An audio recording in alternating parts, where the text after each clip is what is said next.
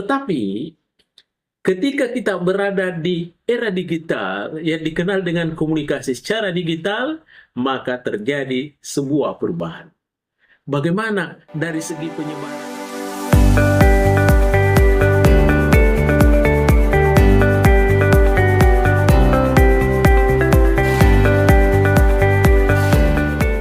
Assalamualaikum warahmatullahi wabarakatuh. Para pemirsa sekalian dimanapun berada, tentunya saya berterima kasih atas segala atensinya, sehingga selalu menonton salah satu channel YouTube kita, Mr. Koronis. Komunikasi romantis dan humanis. Baik para pemirsa sekalian dimanapun berada, tentu saja saya berharap hari ini semua kita dalam keadaan sehat walafiat. Yes, semua dalam keadaan bahagia, semua dalam keadaan positive thinking, untuk menghadapi dinamika aktivitas kita sehari-hari. Tentu saja kita yakin bersama bahwa segala keputusan-keputusan yang kita ambil tentunya ada yang sifatnya kurang maksimal. Tidak apa-apa. Yang penting harapan-harapan kita sudah maksimal, tindakan-tindakan kita sudah maksimal, dan perasaan-perasaan kita adalah perasaan yang maksimal. Kalaupun nanti ujung-ujungnya hasilnya tidak maksimal, maka itulah yang disebut dengan dinamika. Dan dinamika itu terjadi kapan saja dan di mana saja. Maka sesungguhnya dalam hidup ini yang paling terpenting itu adalah dinamika. Ada perubahan-perubahan signifikan yang terjadi. Kalaupun nanti perubahannya menjadi perubahan yang konstruktif, perubahan yang lebih bagus, tentu kita bersyukur. Tapi andai kata ada perubahan-perubahan yang terjadi, tetapi perubahan itu sifatnya destruktif, maka tentunya kita juga tetap berusaha maksimal untuk menyempurnakan, sehingga yang destruktif itu bisa menjadi sesuatu yang konstruktif. Baik para pemirsa sekalian, sama halnya dalam dunia, era yang kita jalani, tentu terkait dengan persoalan waktu, bahwa di dalam hidup kita ini ada 3 waktu yang kita lalui dalam hidup ini. Ada yang pertama, ada yang disebut dengan waktu lalu, masa lalu. Semua orang ada masa lalunya. Semua orang pernah lahir kecil, kemudian dia menjadi remaja, dan akhirnya menjadi dewasa, dan seterusnya. Sehingga masa-masa kecilnya itulah yang disebut dengan masa lalu.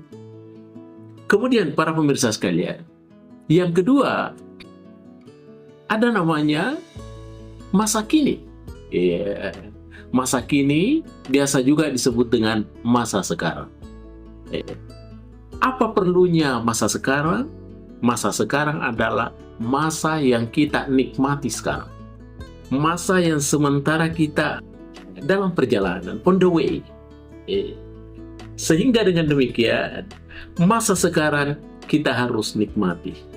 Karena itu adalah sesuatu milik kita. Masa sekarang adalah sesuatu yang kita apresiasi bersama, kita harus isi dengan aktivitas-aktivitas yang maksimal. Proses komunikasi yang handal, komunikasi yang efektif, komunikasi yang selalu mengedepankan positive thinking. Karena kita berada dalam dunia kini, di masa kini. Dan yang ketiga para pemirsa sekalian, tentu ada yang disebut dengan masa datang. Masa di mana kita harus mendapatkan sesuatu nanti yang berbeda dengan hari ini, bukan cuma berbeda waktunya, tetapi berbeda perlakuannya dan bahkan berbeda cara mengapresiasinya. Itulah yang disebut dengan masa datang, dan masa yang akan datang itu adalah sesuatu yang penuh dengan ketidakpastian. Apakah kita mendapatkannya? Atau riwayat kita berbicara lain. Tetapi tentunya harapan kita adalah mudah-mudahan semua harapan-harapan yang akan datang insya Allah akan tercapai sesuai dengan mimpi-mimpi yang ada di memori kita. Para pemirsa sekalian, dalam dunia komunikasi juga dikenal seperti itu. Ada yang disebut dengan komunikasi masa lampau, komunikasi lalu, ada juga komunikasi sekarang, komunikasi tradisional, bahkan yang sekarang kita alami inilah yang disebut dengan komunikasi di era digital. Tentu ketika kita pikir-pikir, kita merenung sejenak apa yang terjadi di masa lalu, komunikasi di masa lalu waktu tradisional. Tentu saja ada harapan-harapan yang terkabulkan, ada alat-alat yang kita gunakan, rupanya sudah tidak ditemui di era digital. Karena dia mengalami namanya transformasi dari dunia tradisional kepada komunikasi yang sifatnya digital. Para pemirsa sekalian, pada kesempatan ini, kita tetap berbicara tentang komunikasi. Tetapi kita mau mencoba menyandingkan antara komunikasi tradisional dengan komunikasi digital. Di mana letak biasnya, di mana letak plus minusnya, itu yang kita merupakan pokok bahasan kita sekarang. Yang pertama, para pemirsa sekalian, kita lihat dari segi penyebarannya, bagaimana itu komunikasi tradisional. Dulu komunikasi yang dibangun di masa dulu, pada masa tradisional itu adalah terbatasnya pada media massa. Kalau bukan TV, berarti koran. Kan hanya dua media massa yang kita kenal di kala itu. Maka segala sesuatu informasi, penyebaran informasi, inovasi informasi yang kita temukan hanya terbatas pada dua media massa itu. Kalau bukan televisi yang kita dengar melalui audio dan visual, boleh jadi melalui koran. Dan ada satu, itu melalui radio umpamanya. Itu zamannya tradisional. Tetapi ketika kita berada di era digital yang dikenal dengan komunikasi secara digital, maka terjadi sebuah perubahan. Bagaimana dari segi penyebaran informasinya di era digital sekarang ini, komunikasi itu sudah mengglobal. Komunikasi itu sudah mendunia. Hari ini, detik ini, orang berbicara di negara lain, kita bisa menyimaknya di dalam negara kita sendiri. Apa yang terjadi di sekeliling kita, peristiwa-peristiwa yang terjadi, bisa kita lihat di kamar kita, di rumah yang ukurannya hanya 3x3 meter. Kita bisa melihatnya semua, baik fenomena yang sifatnya lokal, nasional, maupun internasional, karena penyebaran informasi itu terjadi secara global, kemudian instan, secara tiba-tiba, dan kemudian hampir tidak terkendali. Apa maksudnya tidak terkendali? Artinya semua informasi itu bisa kita akses dengan sebebas-bebasnya. Bukan hanya golongan-golongan dewasa bisa mengaksesnya, tetapi golongan-golongan muda, generasi-generasi Z tentunya lebih lagi, dapat mengaksesnya segala macam informasi. Itu yang pertama terkait dengan penyebaran informasi. Apa yang membedakan antara komunikasi tradisional dan komunikasi di era digital? Itu yang pertama. Kemudian yang kedua, dari segi sumber, bagaimana komunikasi tradisional dari segi sumber? Kita bisa bayangkan komunikasi yang terjadi secara tradisional di masa-masa lampau itu jelas otoritasnya. Iya, punya otoritas yang jelas. Iya, institusi medianya jelas. Iya. Sehingga dengan demikian, karena otoritasnya jelas, institusi medianya jelas, maka tentunya juga jelas sumber medianya. Iya, sumber informasinya selalu berpusat kepada otoritas yang jelas dan institusi yang jelas. Itu eranya komunikasi digital. Kemudian, bagaimana era komunikasi digital terjadi sebuah perubahan, terjadi sebuah pergeseran. Bagaimana komunikasi digital sekarang ini dari segi sumber, ada yang kita kenal dengan anonim. Apa itu anonimitas? Anonimitas itu artinya kadangkala kita tidak tahu dari mana sumbernya. Tapi informasi itu ada. Informasi itu membujuk kita secara persuasif untuk meyakini bahwa itu adalah sesuatu yang benar. Padahal tidak jelas sumbernya. Itulah yang disebut dengan anonimitas. Ya, kemudian ya, ada terjadi apa yang namanya ya buzzer, ya, bot, ya, akun-akun yang sifatnya tidak jelas. Ya, ada akun-akun perorangan. Ya, yang kemudian dia terjadi sebuah manipulasi. Ya, manipulasi data, manipulasi secara psikologi, sehingga kita meyakini itu sesuatu yang benar karena itu rupanya memihak kepada pribadi-pribadi kita. Padahal kalau ditelusuri lebih jauh, perlu diperjelas sumbernya, siapa orangnya, siapa punya akun, sehingga kita tentunya tidak terpapar kepada hal-hal yang sifatnya tidak jelas sumbernya.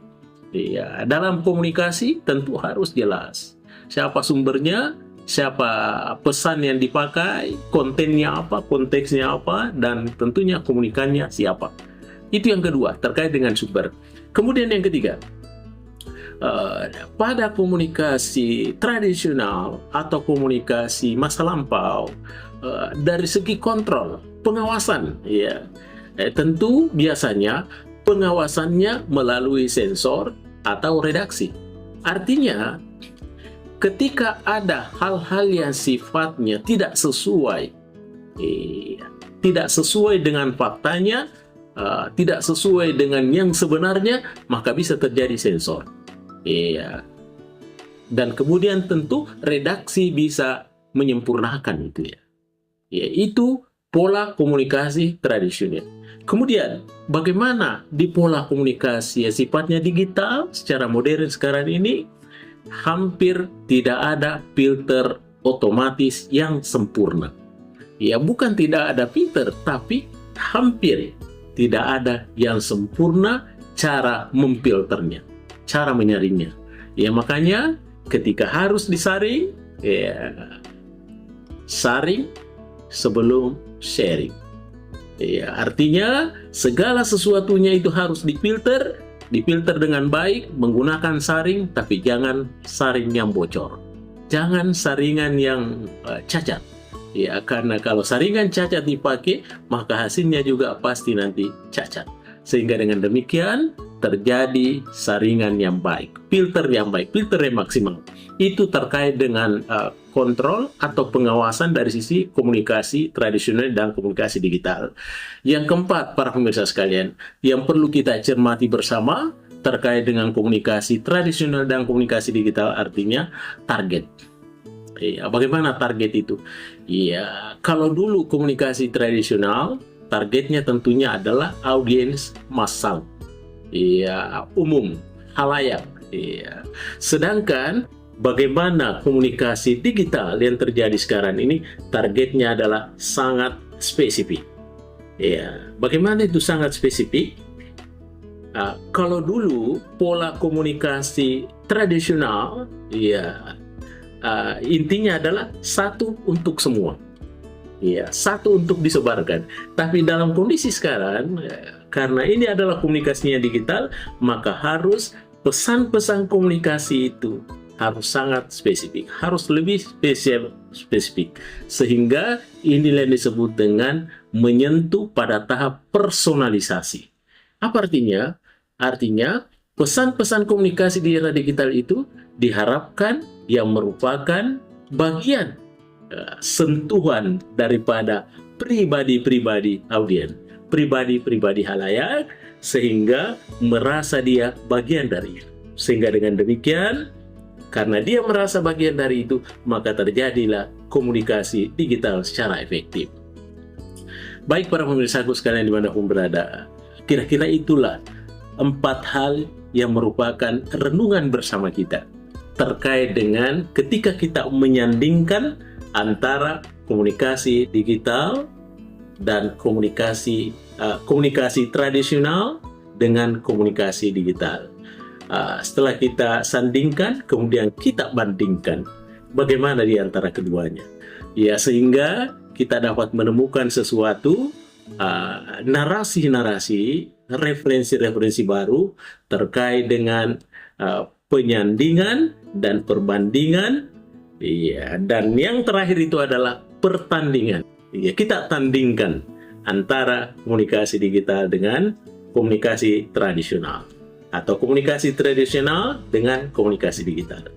Baik para pemirsaku sekalian dimanapun berada, saya kira itulah penjelasan kita terkait dengan seputar komunikasi tradisional dan komunikasi digital. Demikian saya sampaikan. Terima kasih atas segala atensinya. Mr. Koronis mengundurkan diri. Assalamualaikum warahmatullahi wabarakatuh. Mr. Koronis.